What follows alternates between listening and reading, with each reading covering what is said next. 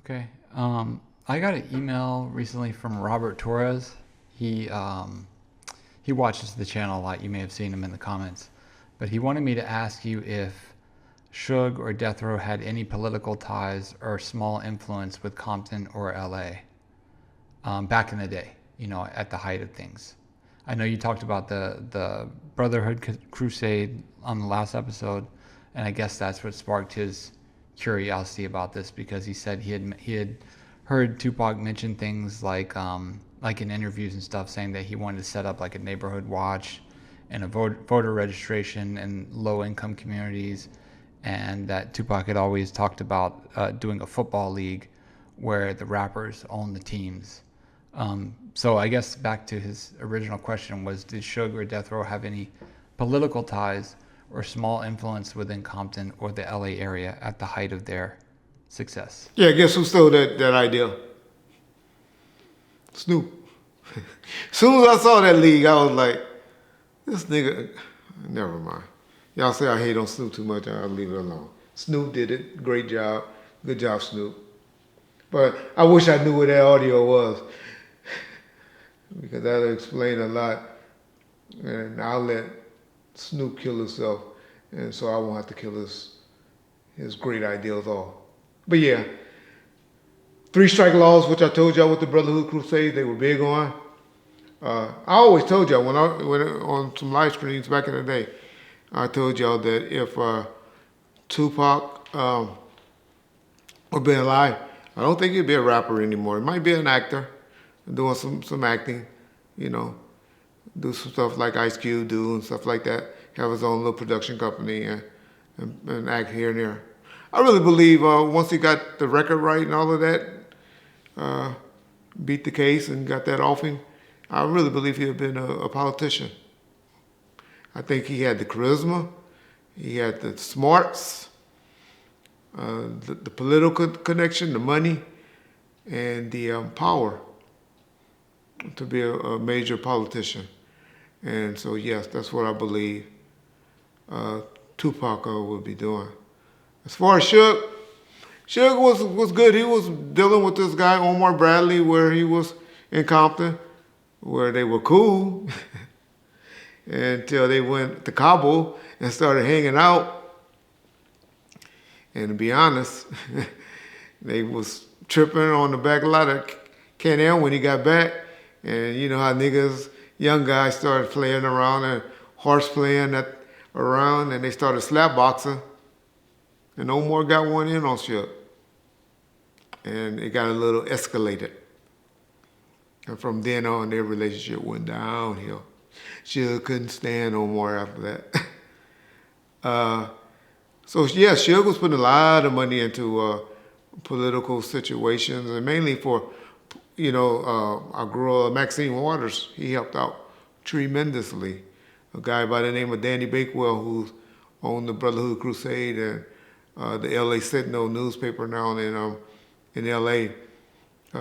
Helped out tremendously. Organizations like the Place Called Home and stuff like that. So Suge did a lot of that stuff. Even when I was running the company while he was in prison, he allowed me to give some money to unseat Omar. That's why he hates me to this day. That's the main reason why he really hated and went after the Compton Police Department. Well, that's why I ended up going after him, for him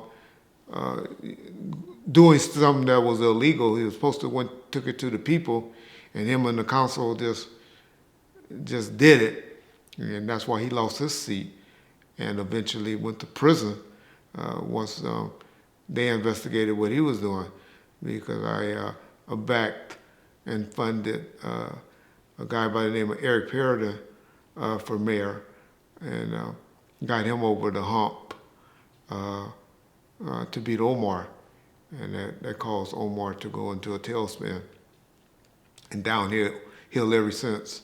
Here he's preaching now, and so hopefully God touched him and he's really been called, but all I know about him, nigga ain't nothing but a hustler or a pimp.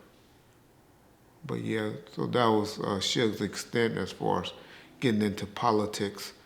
But the main thing and the main reason that they went after Suge and that I believe was because him and Tupac was bringing a lot of awareness to a California law that was trying to get on a ballot that eventually won for the 3 strike laws for people that already had 2 strikes. If they got another felony, we're getting 25 to life. They didn't even take it back to, all right, y'all get 3 strikes or 3 felonies from now. You're going to go do 25 to life. Even if you already had 2, 3, 4, 5 strikes, you get another strike, you was going to prison. Now, they since did some revision on it and changed the felonies to some different things. But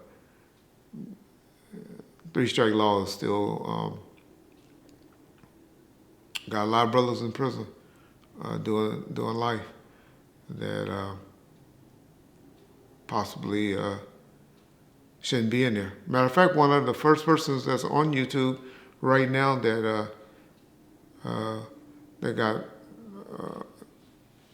he's out somehow. He got out on an appeal, but Melvin Farmar, if you ever get a chance to listen to his story about the 3 strike laws, he was one of the first persons to get convicted in California under that law. Yeah. We got a Tupac t-shirt we're going to give away. And John will show it. This is the one we're giving away today. And the trivia question for today. Y'all remember, y'all got to tune in because we're not doing them on every episode. But y'all better come in at 9 o'clock, 10 o'clock. Because if by then, y'all going to be done lost. John going to try to let y'all know at least by 7 o'clock. Y'all got to remember, we on the West Coast, so we Pacific Standard Time. And John's a working man, so, you know, he don't get to this until about 7 p.m.